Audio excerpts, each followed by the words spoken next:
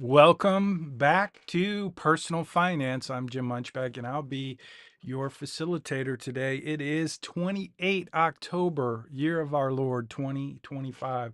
I can't imagine this year has gone so fast. And I want to welcome myself back from Lansing. I was away last week. And so, welcome back. We'll get started here in just a minute. We're going to talk about asset allocation a little bit more.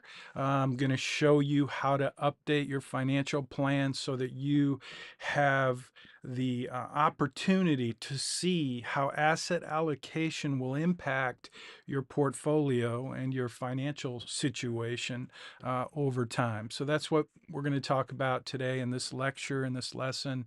And then you're going to do some homework where you're going to actually go and update your financial plan in RightCapital so that you have a couple of key components that will really help you when you get ready to do your capstone assignment, which is coming very soon. So we will spend some time talking about the capstone assignment, and you don't want to miss that. So let's start off by just letting you know that my neighbor's getting a new roof today. So this is early this morning.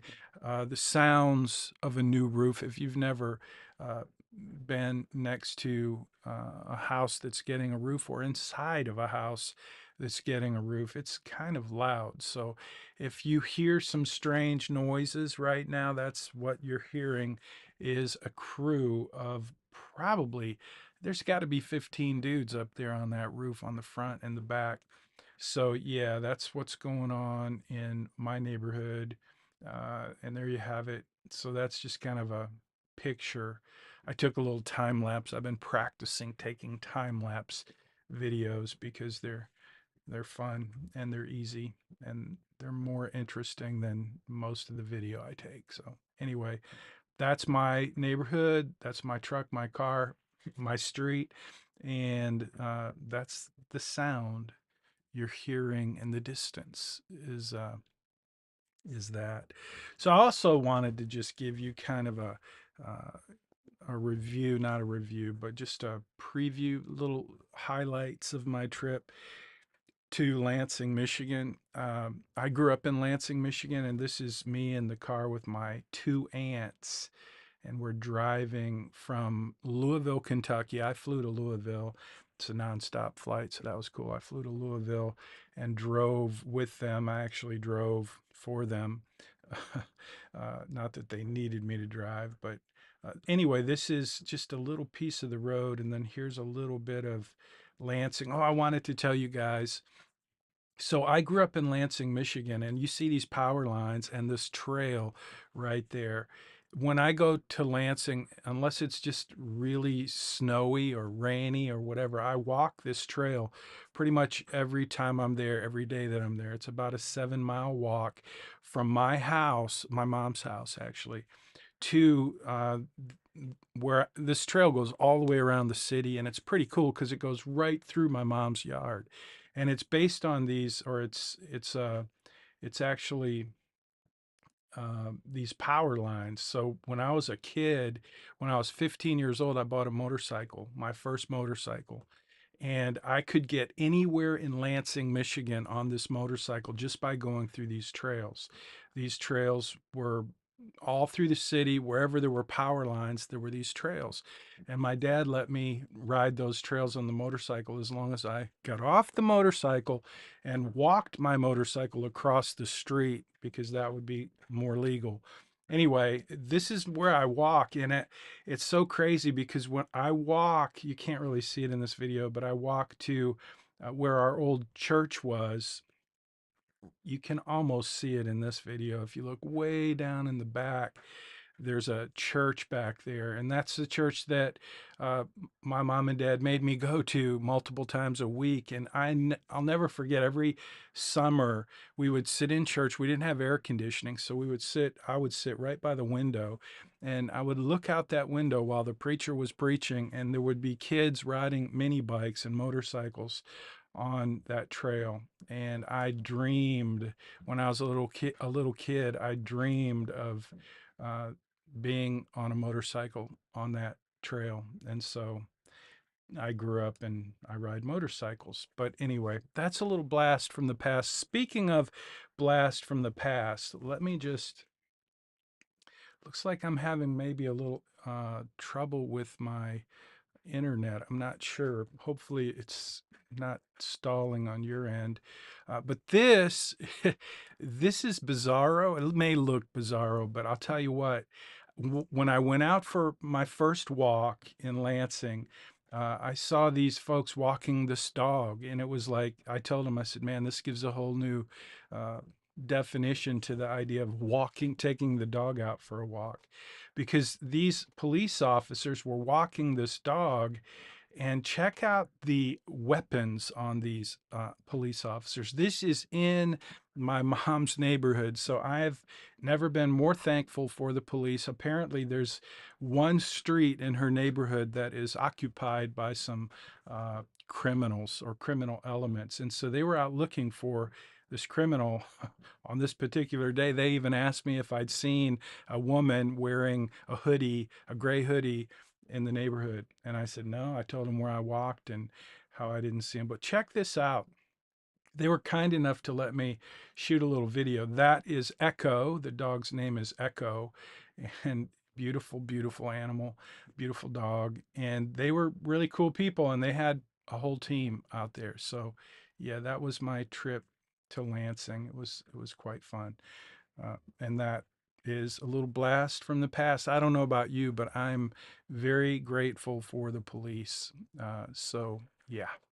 Okay, let's get started. We're going to talk about asset allocation. And in addition to asset allocation, one of the things that I want to just mention is you're going to you're going to do some work in your financial plan this week. Let me get here. This video is being posted to our playlist, uhplaylist.com. And there is a link in this video. Now, you're not able to see it at the moment in real time because this video has not yet been posted to that playlist because it's a live stream. And we're live streaming to YouTube, Facebook, LinkedIn, and X, maybe some other places too. But it will be in uhplaylist.com. So that's where you're going to want to go.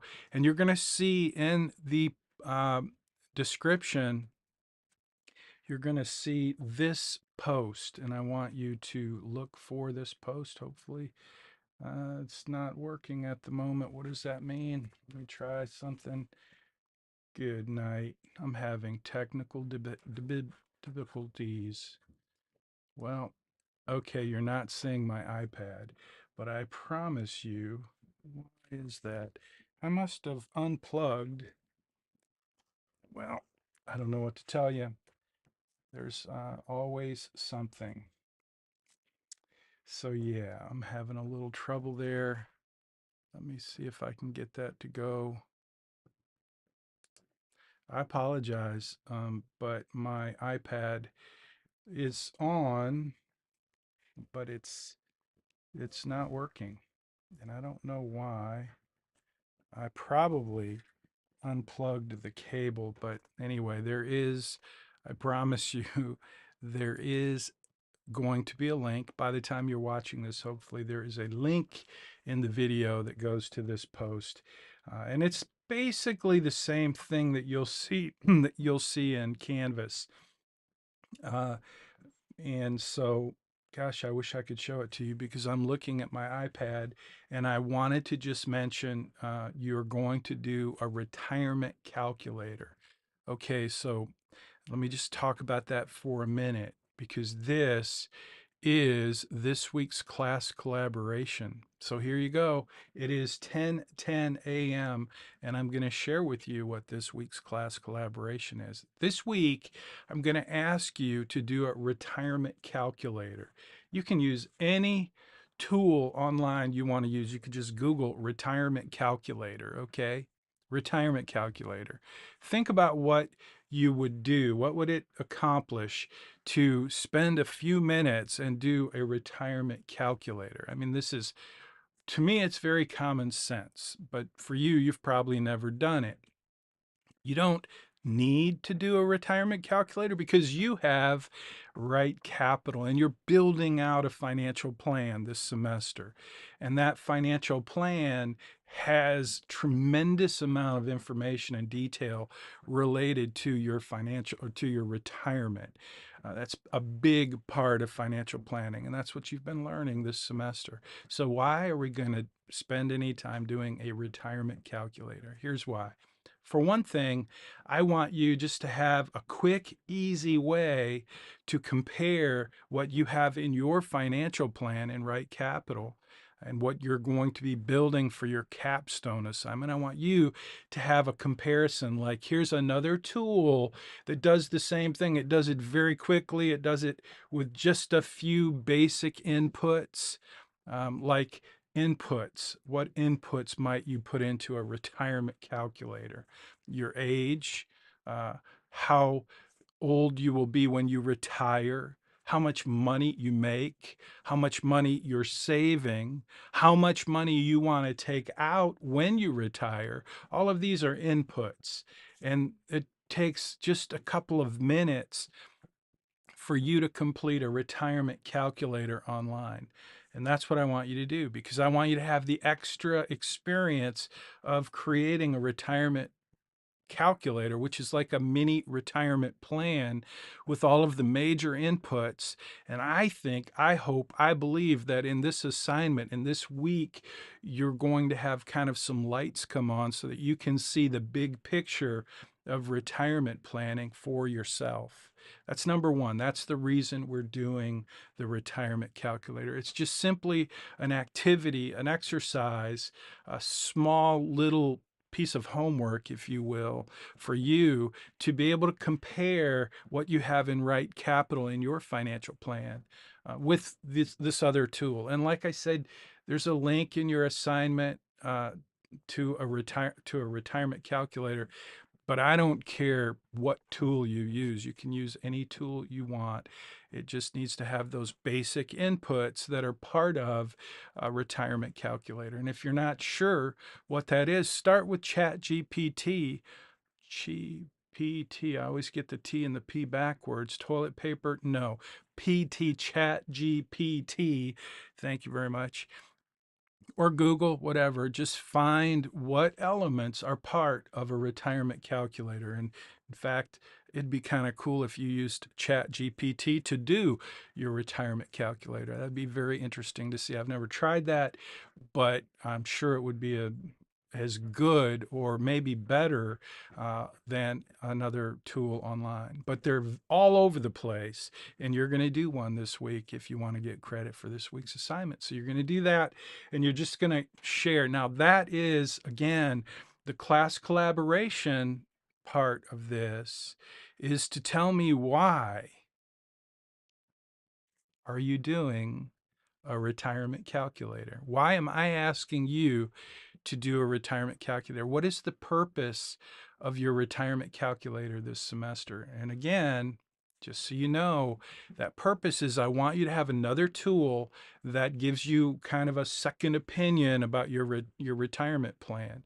And I want you to get a quick, easy, fast mini retirement plan. So that's really it. I just want you to understand the big picture of retirement planning and understand how a retirement plan is calculated in a different method with a different tool outside of RightCapital, just to help you put it in perspective. So you can say that any way you want, but that's this week's class collaboration. It's the secret class collaboration that you need to comment on in Money Study Group. Or if you prefer, you can leave a comment here in YouTube or LinkedIn. Just make sure you grab a screenshot of you sharing what I just asked you to summarize about why you're doing a retirement calculator this week in personal finance. So that's your class collaboration. Okay, let's see. What else do we have? I'm looking.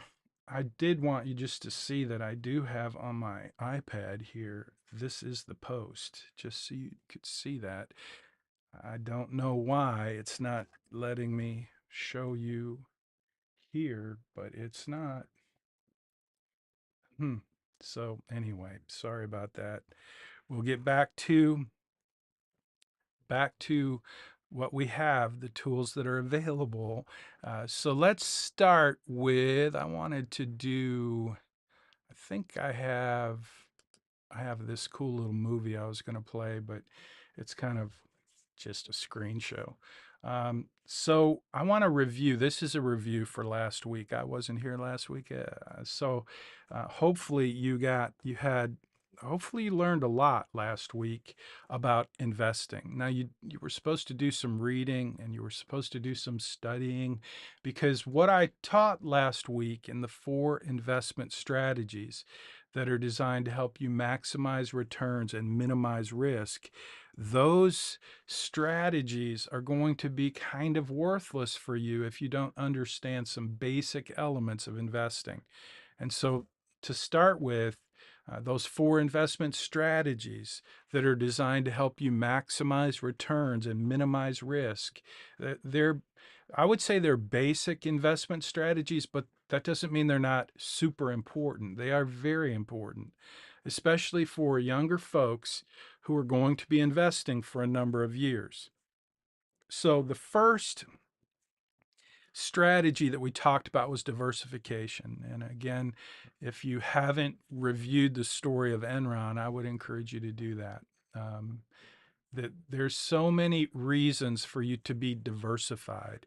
Uh, and diversification means having not all of your eggs in one basket.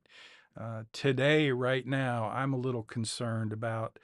I wanted to show you on my iPad a few charts, but I can't do that because my iPad's dead. Well, my iPad's not dead, but the link, I think the cable, I don't know what. Anyway, I wanted to show you some charts, but I'm not going to be able to do that. But you could look up charts. If you don't know how to do that, you might want to figure out how to look up a chart. Look at a chart of any investment. Look at a chart of NVIDIA. That's a stock, NVIDIA. If you're not familiar with it, they make chips, and they make chips for AI, artificial intelligence, and it has gone up, up, up, up. And I'm concerned because if you buy an investment, if you invest in an ETF, an exchange traded fund, if you don't know what that is, then you should go back and do a little bit more homework and review it. You should know what an exchange traded fund is by now, or even a mutual fund or an index fund. But if you invest in any of those, an index fund, a mutual fund, or an exchange traded fund that is related to the S&P 500, the S&P 500 is it is an investment that is made up of the 500 largest companies in the United States. The S&P Standard & Poor's 500, it's the 500 largest companies in the United States. It's called an index. And there are other indexes like the Dow, which is based on 30 different stocks, or the NASDAQ 100, which is 100 tech stocks, 100 of the largest tech stocks. So those are indexes. And I just want you to know, if you're investing in anything that's related to the S&P 500 index, a huge part of that index today is NVIDIA. And so if you invest in an ETF, an exchange traded fund, or mutual fund, or an index fund, you're purchasing shares of NVIDIA.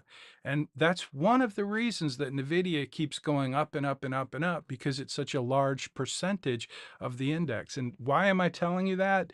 Because you may think you're diversified. This is my concern. This is just me telling you what it seems to be going on in the world right now. We have this frenzy for artificial intelligence. And this one company in particular, NVIDIA, which we had that happen with Enron, and it was about energy, and it was a lot of very creative accounting, very creative money movement was happening inside of Enron. And I'm not making a prediction. I'm just telling you what keeps me awake at night, because I have a lot of clients with a lot of money, including myself, invested in the market. And NVIDIA is one of those companies that seems to me to be the kind of chart. If you look at their chart, you'll see what I mean. It goes up, up, up. It's the kind of chart that makes me think, what could possibly go wrong? So diversification is very important. If you're investing in anything in the S&P 500 right now, you're not as diversified as you used to be, but it is what it is. Just FYI, you should understand diversification. It's important. The second investment strategy that we talked about was I believe we talked about asset allocation second, and it is the most important determinant. Asset allocation is the most important determinant of your portfolio's returns. And so, what I need you to do, what I want you to do, what you should do for yourself is understand the difference between asset classes. I already talked about the S&P 500. Those are US large cap stocks. That's an asset class. And then there's small uh, company stocks. I'm getting messages on my screen. Sorry for the distraction. It's distracting me, probably not you. But so asset classes, large US stock, small cap, that's small startup stocks, international stocks, bonds, those are all different asset classes. And if you don't know what an asset class is, you should spend some time. If you want to be successful as an investor, you need to understand asset classes. So do a little review about that. Uh, and let me see, I think I've got another screen here, so you don't have to, yeah, it's not that different. But do some review about asset classes, because asset allocation is all based on asset classes. And if you don't understand what they are, it's just going to go over your head. But it is the most important. Asset allocation is the most important determinant of your portfolio's returns. So you want to understand it, you want to take advantage of it. Number 3 was dollar cost averaging. Hopefully you got a lot out of the story of Farmer Joe buying cows, and the price of cows went up and down. Well, that's dollar cost averaging, and I believe it is the most powerful investment strategy available for younger people who are investing over time. Dollar cost averaging can help you grow your wealth. It helps you maximize your returns and minimize your risk. And all 4 of these investment strategies do exactly that. The fourth one was portfolio rebalancing. So I talked a little bit about NVIDIA, and I told you that a big part of the S&P 500 right now is because NVIDIA is it's a large percentage. I want to say it's 14% of the S&P 500. But if you combine NVIDIA, Microsoft, Apple, Google, and Amazon, it's 40% of the S&P 500. You can check my numbers. I don't claim to be completely accurate about the percentage, but it's a huge percentage of the S&P 500. So just think about it. If we had something happen where we lost our enthusiasm about AI, artificial intelligence, or we discovered that it's somehow not going to create the kind of wealth effect that we think it is with businesses using artificial intelligence. If something goes wrong, we have a perfect storm right now for everybody is in love with AI, including me. I think it's an amazing technology like the internet.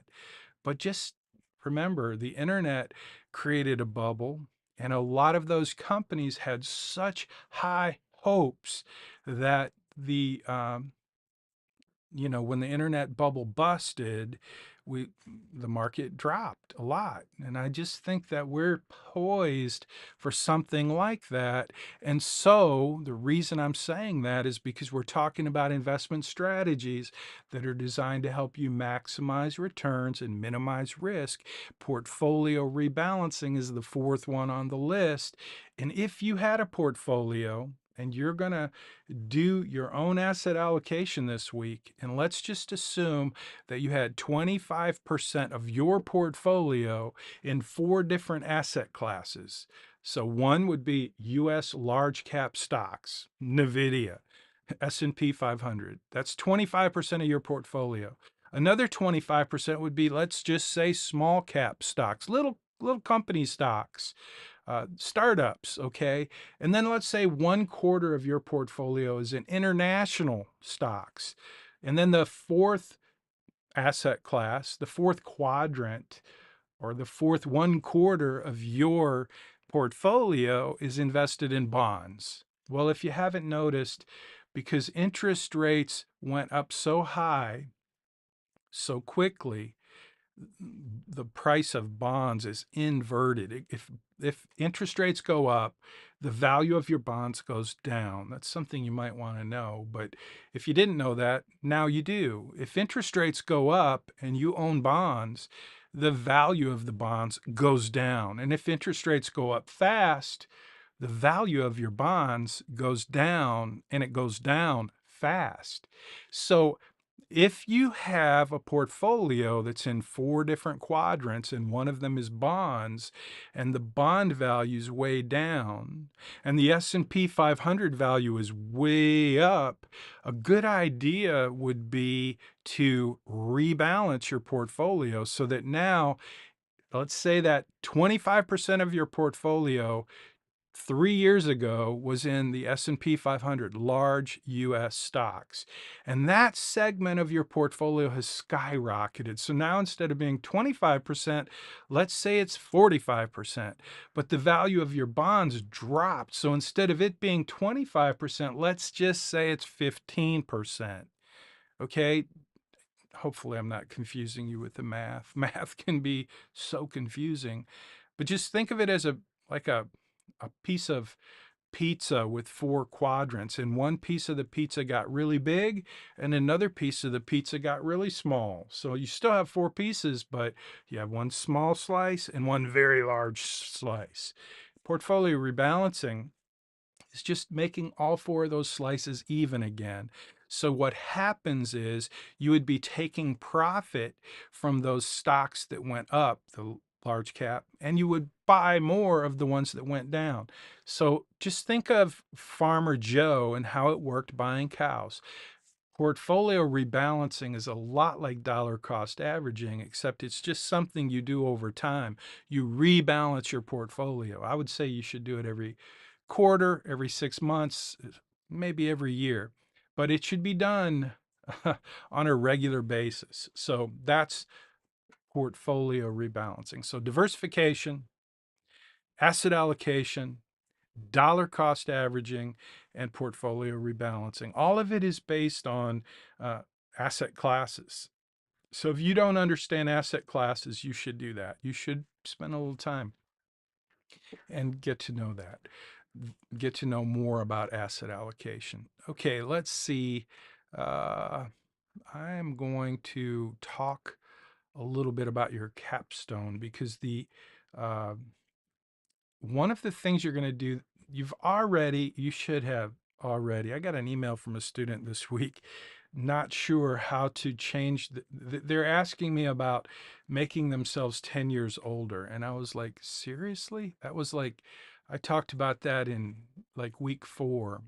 So anyway, I suggested to this student they may want to check in with GroupMe and ask that question. That's what I do if you ask me a question by email that I've already covered. And I was puzzled by that question. So hopefully you got your question answered if you're the student who was asking about that. But that was something you did a few weeks ago, is change your age in RightCapital. And again, the reason we did that is so that you could have the perspective of having graduated, and we instructed you to go out and buy a house.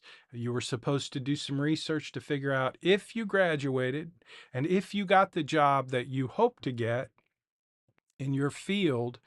You were supposed to do some research and figure out how much money would you make.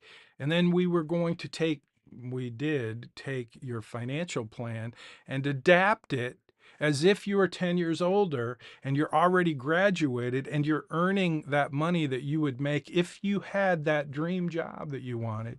And from there, I told you had to go get in debt. You had to buy a car. You had to spend 10 grand at least with a credit card, and then do a little research to figure out, what's the interest rate on those things? And then also you had to buy a house. Like you had to figure out if you were going to buy a house and you were earning this much money, how much house could you afford? How much house should you afford?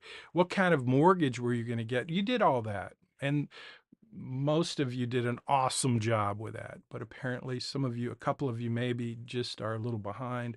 Uh, Good luck if you're behind at this point and you haven't done that. But this week is a little different. I'm going to ask you to show me that in your financial plan, not only are you 10 years older, but you've been investing in your 401k for 10 years.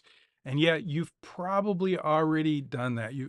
Many of you have already demonstrated with your 401k that you have contributions for 10 years. So you came up with a number and you changed the balance in your 401k based on the idea that you've been contributing to it for 10 years because you're 10 years older. And most of you already know that you based that contribution in your 401k on the amount of matching funds that you received from your employer. So if you pretended that you had a job at Shell, then you pretended you were getting the benefit of the company match from Shell, which is all information you can find by doing a quick Google search. But anyway, all that to say, most of you have already done this, but if you have not yet done this week, I'm going to ask you to show me that you've invested 10 years in your 401k. And the reason I want to make sure you've done that in your RightCapital plan this week, the reason I want to make sure you've done that is because this week your assignment is to play with your asset allocation. And I would love to show you how to do that. If what I'll probably do is just post an older video where my iPad was working, and you can scrub through that real quick on YouTube in the playlist and see me showing you how to play with asset allocation. It's super easy in your RightCapital dashboard. I'm so sorry I can't show you. I don't know why my iPad's not letting me show you, but I'm going to try it one more time just to see. Actually, what I'm going to do, I'm going to play this little video and I'm going to go, I'll be right back. I'm going to play with something on my iPad. Give me a minute.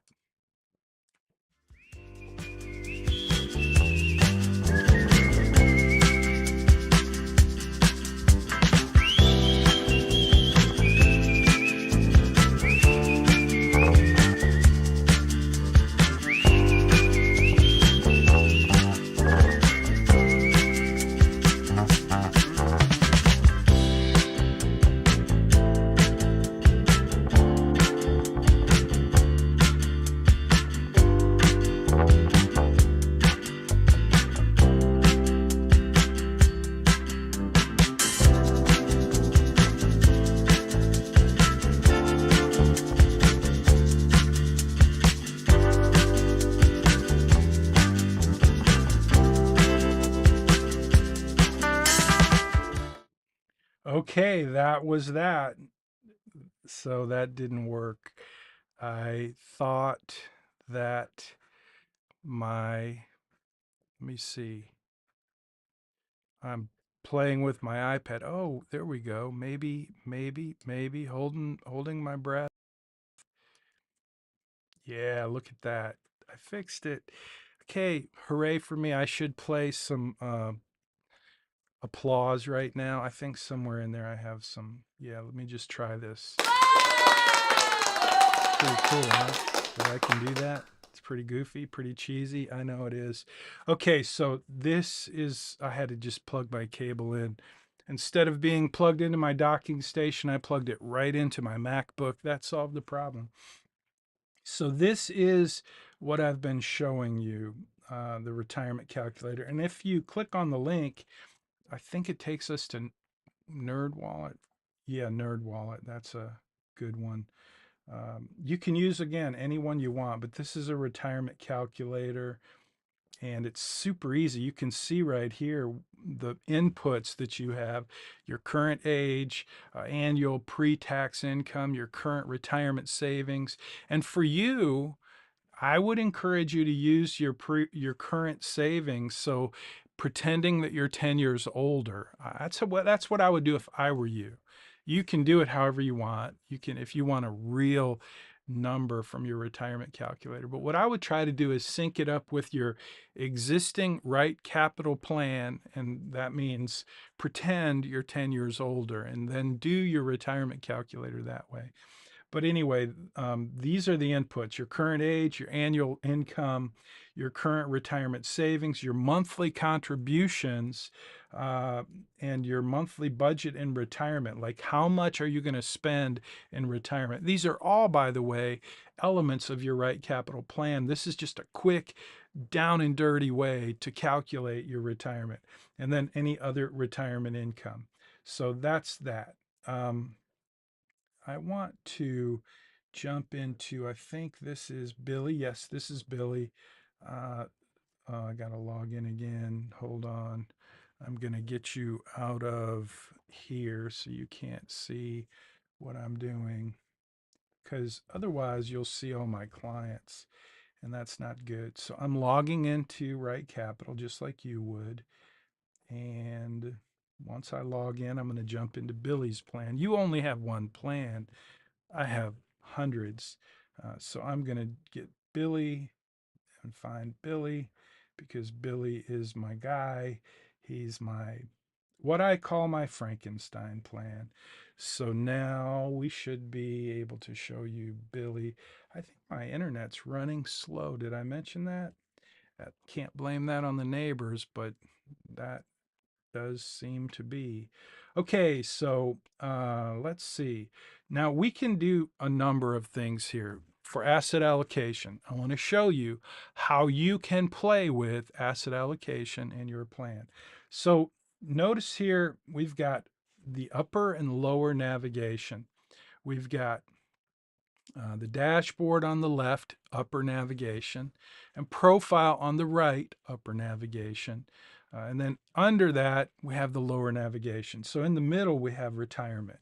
And this is in the upper navigation, retirement. It's my favorite place to go in the plan. You will want to do that.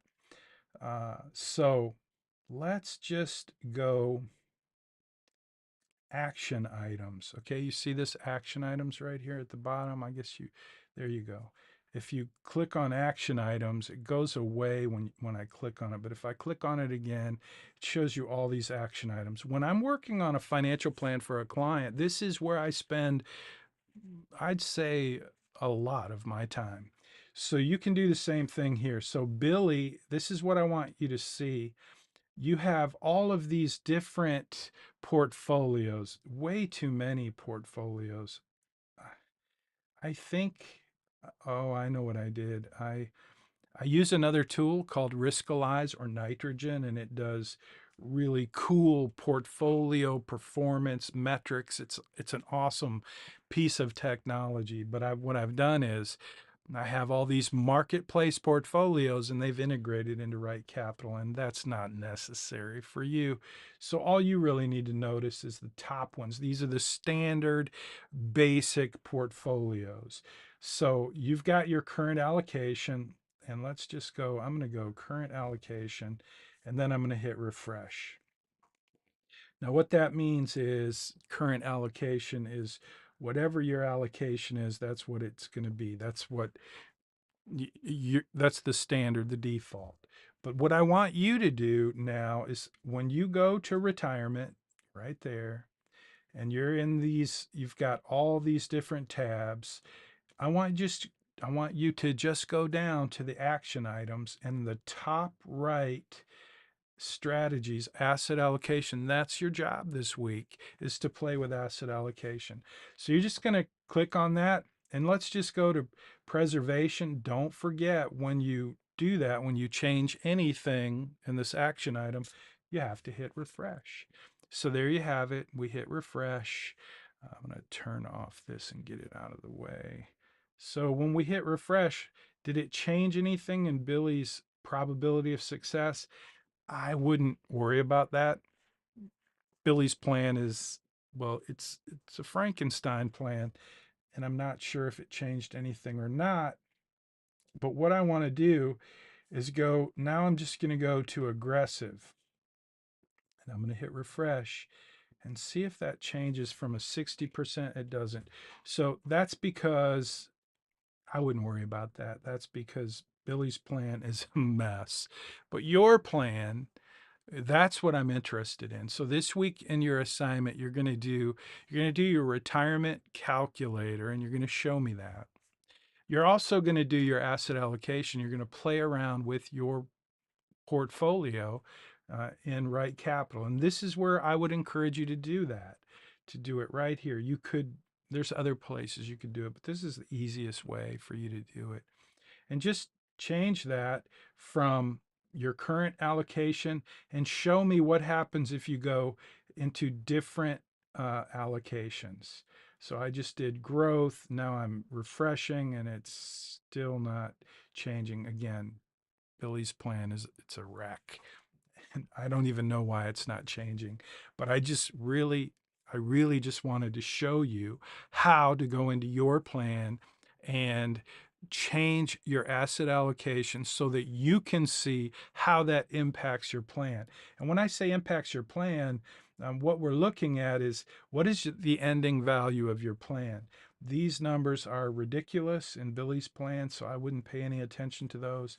I would definitely pay attention to the ending values in your plans, though, because that's the screenshot I'm looking for from you. I want a before and after, like your current plan, take a screenshot. If I took a screenshot of this, I would just take my iPad and I would take a screenshot, and then I could go done and I could save it to photos. And now I would have that in my photos. And where is it? Right there. So now I have that image, and I would take that and I would put it in my PDF from whatever tool you're using your um, to create your document before you export your document to a PDF. Just take that screenshot, but take a before and then take an after. So you're going to take the current allocation and take a screenshot and then change it. I would go to aggressive. Let's see what happens if we go to most aggressive. I'm really about ready to give up on Billy's plan. I need to go in and just redo it. But if you notice, it did change that number to a larger number. So anyway, so what we have is the proposed plan. That's what's going to happen on in your dashboard. You're going to see the proposed plan. That's anything we change in these action items. So current allocation is there on the right. That's the current plan.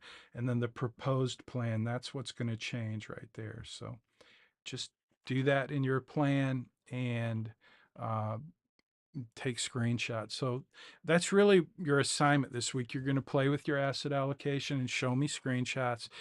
The second thing you're going to do, and maybe not in this order, but you're going to do the retirement calculator.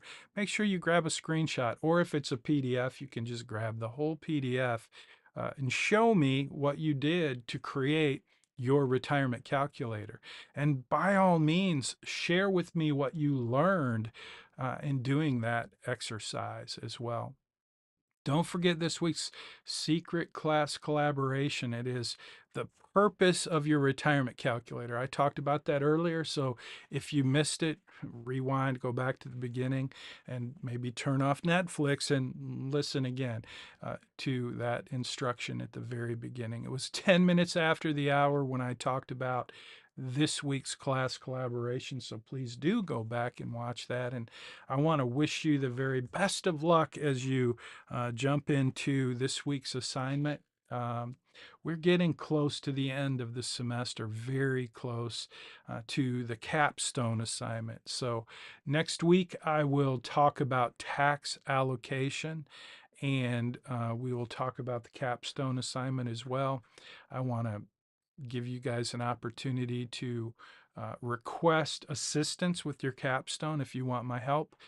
Just I'll share with you next week the process for requesting a tutorial, where I will put together a video tutorial to help you answer any questions you have as you prepare to work on your capstone. The only thing I ask is your permission to share that video with the cohort. So if you have a question, I'm sure others have the same question. So that's a way we can collaborate, and I want to encourage you to think about your questions as you get ready closer to the capstone assignment. The capstone assignment is really just a combination of all of the assignments you've done this semester. You're going to put it all together in one report and basically repeat uh, each of the elements that you did. Like, you're going to do the credit crush assignment. It's basically, if you did that correctly, you're just going to take your screenshots from that assignment and put them into your capstone assignment. So it will be all of the major pieces of the puzzle in your financial plan that we worked on throughout the semester. It's really not a difficult assignment, but it's a lot of information. So again, if you are feeling somewhat intimidated by the capstone assignment, just start thinking about your questions. And if you want some help, I'm happy to do a tutorial video for you. I just want you to share your permission with me to let us use that tutorial for the rest of the cohort. That's usually a very helpful process, so I hope you'll think about it. I think I'm going to end right there, and look forward to reviewing your assignments. And I think I'm pretty caught up in my queue, except for this week. This week's assignment obviously is still in the queue, and I will get to those as quickly as possible. So have a great week. Enjoy the cool weather that we have coming to Houston. I'm so ready for it. Being in Lansing was quite a nice experience. Not just the leaves changing colors, but the temperature was fantastic. I'm trying to get to, well, uh, I'm having some slow internet. So on the screen there, you see that it was like 55 degrees right there. It was fantastic. And it's it was a beautiful day to be in the Northeast. It was like 95 degrees here. So I'm hoping we get some cool weather uh, coming our way. I think we are supposed to tonight. And I'm looking forward to getting on my Goldwing motorcycle and taking a ride in the cool evening tonight. So we'll see you later. Have a great week. Thanks for watching. And don't forget, if you just if you're just finding this video on YouTube, hit the like button and subscribe to the channel. It doesn't cost you anything, and you might learn something, and it really helps the channel, and I appreciate it. So if you haven't done that, hit the subscribe button, hit the like button, do me a favor. And again, it doesn't cost you anything, and I appreciate it a lot. Thank you.